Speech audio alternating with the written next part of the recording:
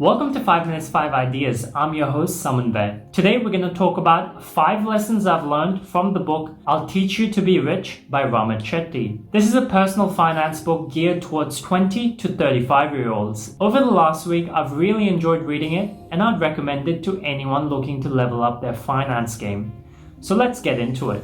The first lesson is the difference between online banks and big banks. We're all too familiar with the brick and mortars bank where we first opened our bank account. These are the banks with branches in every city and personal customer service. Big banks make most of their money through fees. In 2018 alone, banks in Australia made $13 billion solely in fees. This is where online banks come in. They allow you to open an account for free, allow you access to better savings rate, and allow you zero withdrawal fee at most ATMs locally and internationally. And they can provide you with all of those benefits due to the lack of physical branches and significantly less overhead. Let's take a look at this graph which compares the interest rate you would get at a big bank as opposed to an online bank. And it's important to note that the inflation rate in a country like Australia is about 1.61%. The money you have in a savings account with a big bank is actually losing its value over time. And that's a pretty significant difference. The second lesson I learned in the book was getting rid of bank fees. Now, until Ramit mentioned in the book,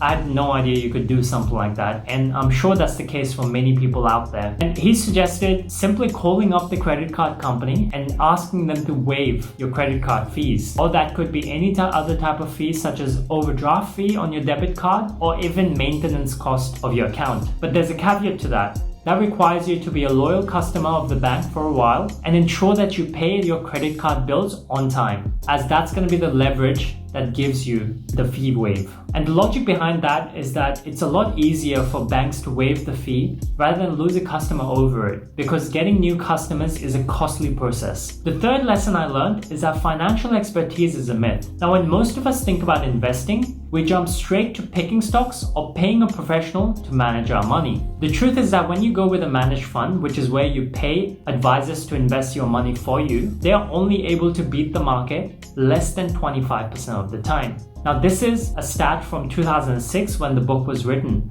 But recently when I researched, I found that less than 5% of the funds actually beat the market on a regular basis. So you're much better off investing in the market. And you can do that through index funds, which over 40 years have had a return of 8%. Now, that was a bit of an eye-opener for me because it's very counterintuitive to what we're told. As growing up, we're always taught to rely on experts, be it a doctor for your medical services or a plumber to fix up your house. But this claim throws all of those beliefs out the window. And I've definitely read about this in other finance books, and that's also how I do my investing, which is primarily through index funds and into the market. The fourth lesson I learned was about conscious spending. Something that Ramit introduces in the conscious spending section is the a la carte method of spending. So this is to do with the expenses of any subscription service. It could be a magazine subscription, gym membership, or cable TV membership. So he motivates the user to cancel all of those subscriptions and turn them on as they see fit and as they use them. So his thesis is that most people that sign up for a gym membership only go about 4.3 times a month. Let's say a gym membership is $100 a month. Each visit is actually costing you $25. So what if you cancel the gym membership and buy a one visit pass, which could be hypothetically $10 to $15. So if you're going 4 times, you could be spending $40 to $50 a month instead of $100 a month. And slowly, if you do end up going more, then turn on your gym membership. And I thought that was a pretty intuitive way of spending. The fifth lesson I learned from the book is the 85% rule. It's always better to go 85% of the way than not doing anything at all.